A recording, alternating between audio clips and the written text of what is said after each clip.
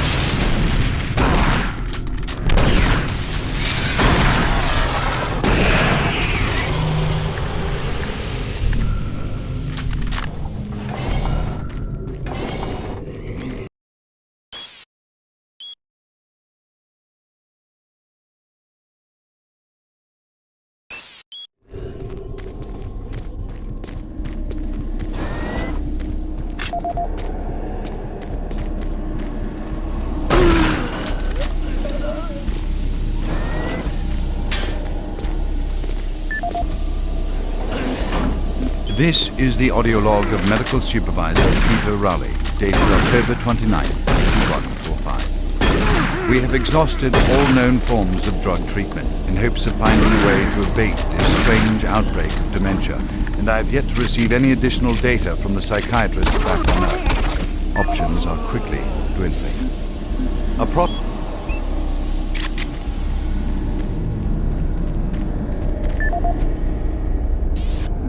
Audio log for Phil Wilson, medical technician, Delta Labs, October 20th, 2145. Today I witnessed the third test of the teleporter in the 3 weeks that I've been here. Volunteers are becoming harder and harder to come by, and it isn't difficult to see why. They all come back screaming like loons about demons, pools of blood, real fire and brimstone stuff.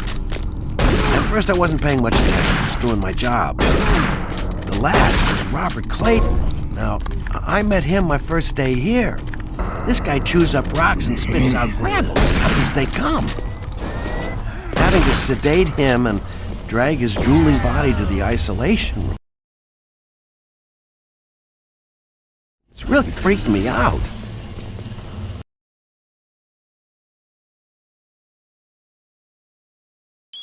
I'm gonna put in for a transfer as soon as I'm able.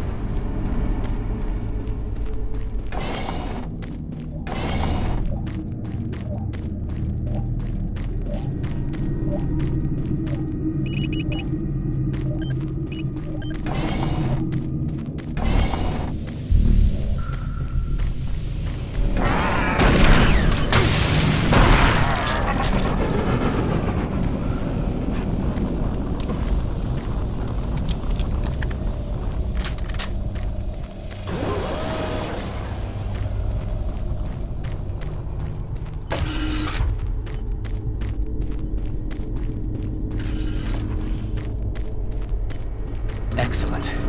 That will get the teleporter working again. Now you don't have much time. You're going to need to teleport across the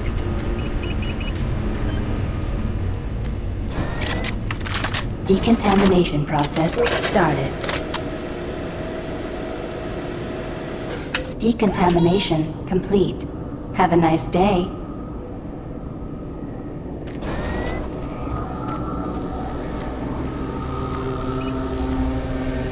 Systems activated. Teleportation will commence in T-minus 3, 2, 1.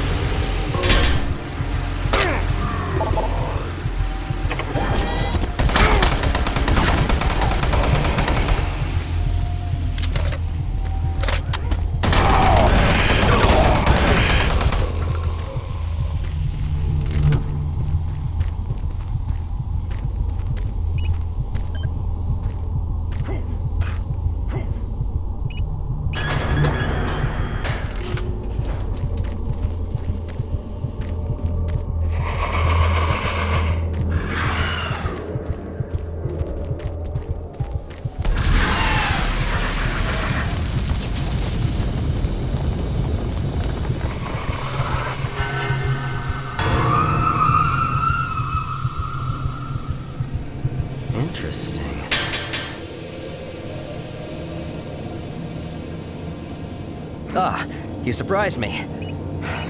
I'm glad to see you. I would have hoped they would have sent more than just one guy, though. I've been studying one of the specimens we brought back to see if there's something physiological that would be a weakness, a way to stop them. I found nothing so far. Haven't had enough time. I'm gonna stay here and keep looking. It's the only thing I can do. There are combat supplies in the storage cabinet in the next room. The code is 624. I hope you can use it.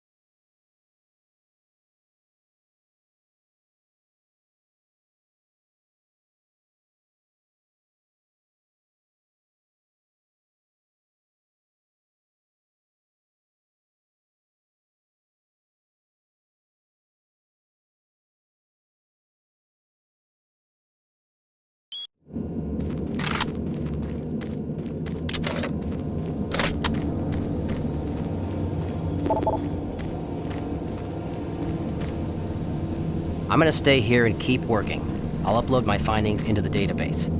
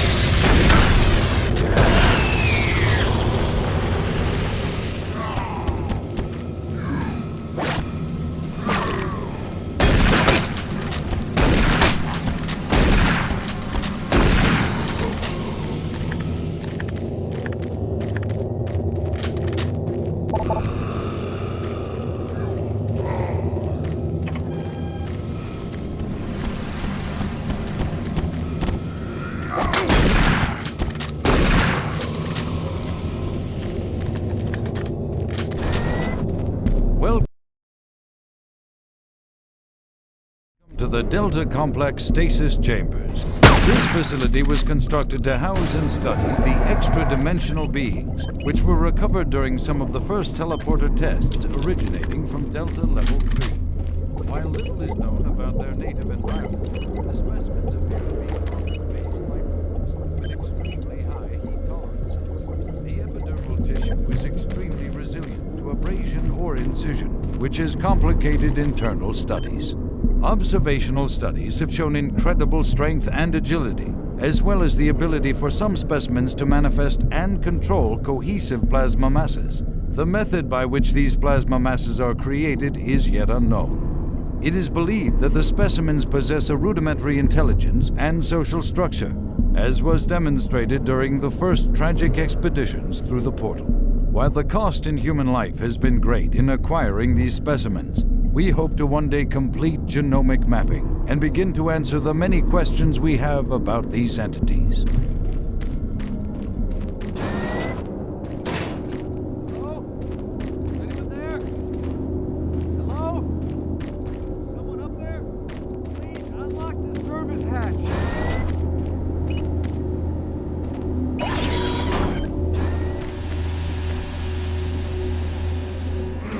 What?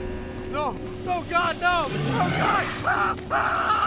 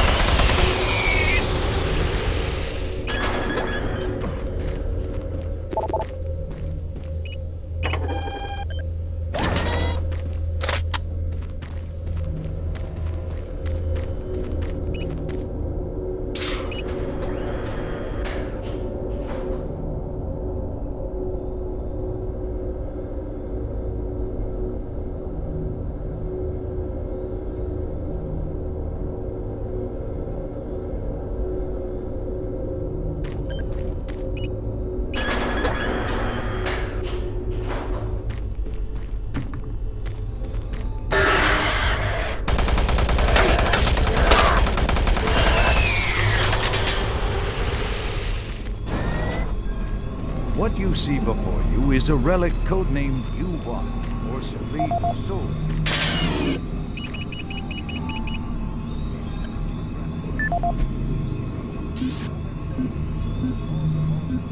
This is the audio log of Research Director Larry Bullman, October 19th, 2145. I've been examining the glyphs on the cube-shaped artifact, which some are calling the Soul Cube, and combined with previous research data, it is my conclusion the device is some sort of weapon. If the power fluctuations would stop long enough for me to get the linguistic CPU online, then I am sure my theory would be verified. You know, I'll take this opportunity to lodge yet another complaint about the continual power problems. Living in this godforsaken base is bad enough without having to watch the lights flicker constantly. It's just... Well, never mind. Back to the task at hand. What I've deciphered so far is a bit, I must say, disturbing. It seems that when one has possession of the artifact, if one inflicts damage or possibly kills another being, it extracts power from that event somehow. Now, once a certain threshold has been reached, the artifact has the ability to kill anything you attack with it. How you attack with it, I'm frankly not certain, indicating that the artifact is autonomous in some way. To date, I've only deciphered about 2/3, give or take, of the markings, but my initial glance at the rest of them indicates it harbors some far greater power. As you know, at this time we have not seen any reaction from the cube, and it has withstood any scanning, abrasion, or other test beyond picking it up and examining it. I suspect that just like the civilization that constructed it, its capabilities are diminished to the point of being useful only as a paperweight. End of log. What you see before you is a relic codenamed U1, or simply Soul Cube. It was... Welcome to the Delta Complex Stasis Chambers. This facility was constructed to house and study the extra-dimensional beings, which were recovered during some of the first teleporter tests originating from Delta Level 3. While little is known about their native environment, the specimens appear to be carbon-based lifeforms with extremely high heat tolerances. The epidermal tissue is extremely resilient to abrasion or incision, which has complicated internal studies.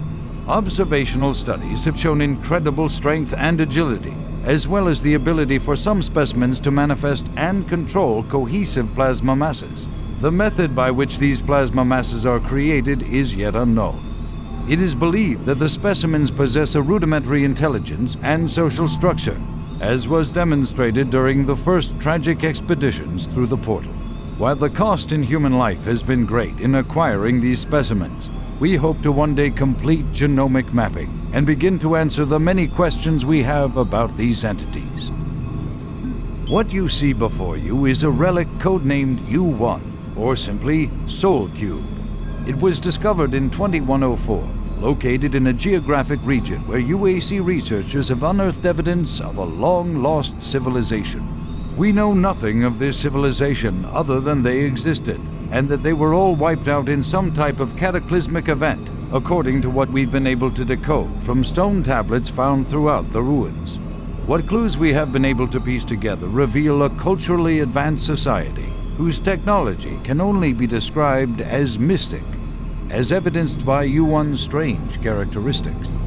Efforts to further examine U1 have been futile. Mass spectrometer and radiation scanning methods have failed to provide reliable identification of the molecular makeup of this artifact. The object cannot be weighed, and in all tests we've been unable to determine its mass. All attempts to physically manipulate or open the artifact have been met with no success. We also have had no success in deciphering the symbols adorning U1. What we do know is that the thermographic readings are constant, unwavering temperature of 98.8 degrees Fahrenheit. Our research continues, and we hope that with continued investment and research, we can, one day soon, learn to exploit the technologies that make up U1.